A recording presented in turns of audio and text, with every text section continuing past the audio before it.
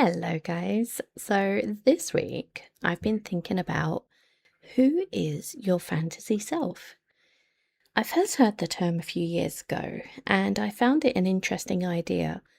It's the image we hold of ourselves that we want to be or think we should be. So my fantasy self only eats healthy, gets up early, only has positive thoughts, and somehow uses every craft material, every kitchen gadget, and exercise machine to its fullest. She is incredibly productive and has all her ducks in a row. Then reality hits and life happens. I can honestly say, no matter how hard I try, I will never be someone that enjoys green tea, and every diary I've ever bought has about 2 pages completed before I forget about it. I can't tell you how much money I've spent in my lifetime promising myself, this time it's different. This thing will solve my problems. And honestly, I got to a point where I'm tired of it all. And I'm trying to be a bit more realistic now. I found that the constant promises to myself and breaking them was a little like having clutter around you. It's a low grade chronic stress that can be easy to dismiss, but it takes its toll. So now I'm trying to be more realistic, like I said, and I've actually made more progress and saved so much money since I've been more accepting of my true nature and found ways to work with and improve who I am instead of trying to become someone new entirely. I think some of it is about learning to like who we actually are, finding out what we are really searching for, and not being so hard on ourselves. Let me explain. So, our fantasy self isn't necessarily bad. There is absolutely nothing wrong with wanting to improve yourself, your life, or your circumstances.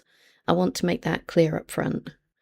Accepting yourself does not mean giving up on change, and there's a big difference between growing towards something we genuinely want and constantly rejecting who we are today because we think we're supposed to be somebody else.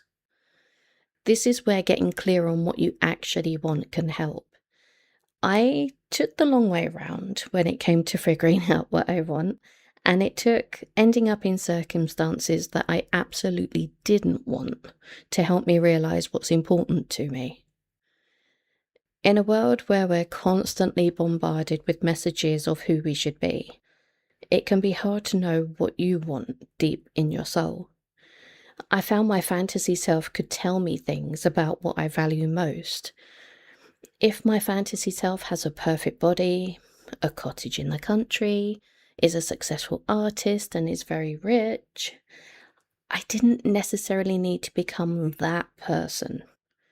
So I took a little time to ask myself, what are they actually trying to tell me that I value? Maybe it's not the cottage if that's important. Maybe it's nature or peace. Maybe it's not being a successful artist. Maybe it's having time to create instead. Maybe it's not having a perfect body. Maybe it's wanting to feel stronger. Maybe it's not being very rich. Maybe it's wanting to just not worry so much. I used my fantasy self to get clear about what is most important to me and find ways to achieve those things, being who I am and not becoming someone entirely new. The fantasy self costs money. I'm sure we've all bought items intended to improve ourselves. I know I have.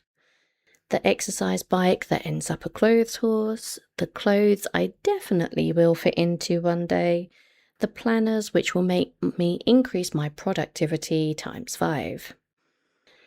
Those promises to myself actually cost a lot of money, because while I was waiting to fit into those new jeans, which, by the way, I never did, I needed clothes that fit me now, so I bought twice as much as I intended. The new exercise equipment that didn't magically make me fitter let me down. What do you mean I have to actually use it for it to work?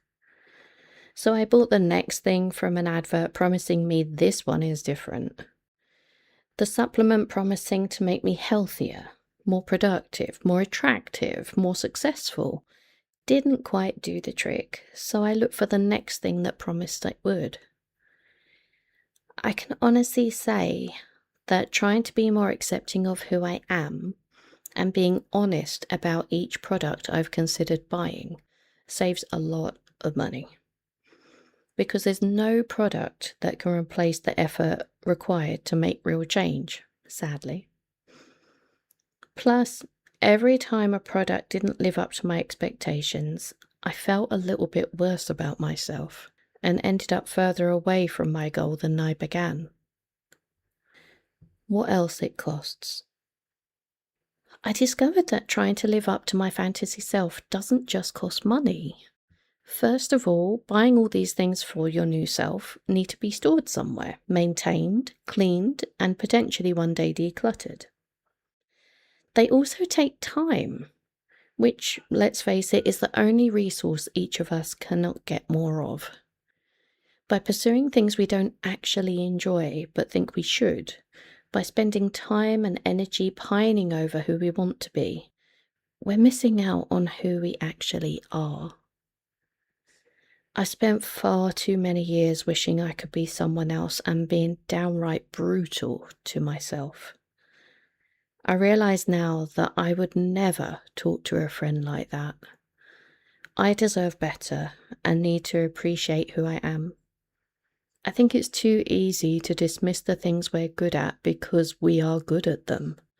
We don't realize what gifts they are, and not everyone can do the same things. It's a work in progress, but I'm trying to be kinder to myself, which I think we all need to do. If we spend our energy on building something real around who we are and not a fantasy self, I think we would make much, much more progress in creating the life we want. I know when I do something aligned with my real self, I feel lighter and happier. Altogether, aligning my life around my real me and not my fantasy me has increased my self-esteem, which is something I've always struggled with. But constantly comparing myself with someone perfect, which, heads up, doesn't actually exist, I was always going to fall short, and so ended up being even harder on myself for failing. There's nothing wrong with experimenting and trying a new version of ourselves, and sometimes products can help us discover who we are. But the problem lies in the constant spending of money, time, and energy to try and create a fantasy self that doesn't fit with our true selves and our actual lives. Self-improvement tends to be pretty boring and straightforward, and is an accumulation of small steps that no product can replace. Now, before I buy that new life-changing gadget, I take a moment to think and look around to see if I already have something that would work. I just need to actually use it. I have exercise equipment collecting dust because when I exercise, it's normally walking. If there's a new hobby I want to try, I see if I can find a small kit to try it first instead of buying all the bells and whistles right from the start. If there's a supplement that could help me, I try and find a sample pack first before signing up to a 12-month subscription. It saves money, time, and stress, but more than that, it helps me build a life around the person I actually am instead of the person I keep trying to become. What have you bought for your fantasy self and how did it work for you? I'd love to know in the comments. And if you've enjoyed this, please feel free to subscribe. And I'll see you next time on An Acorn's View.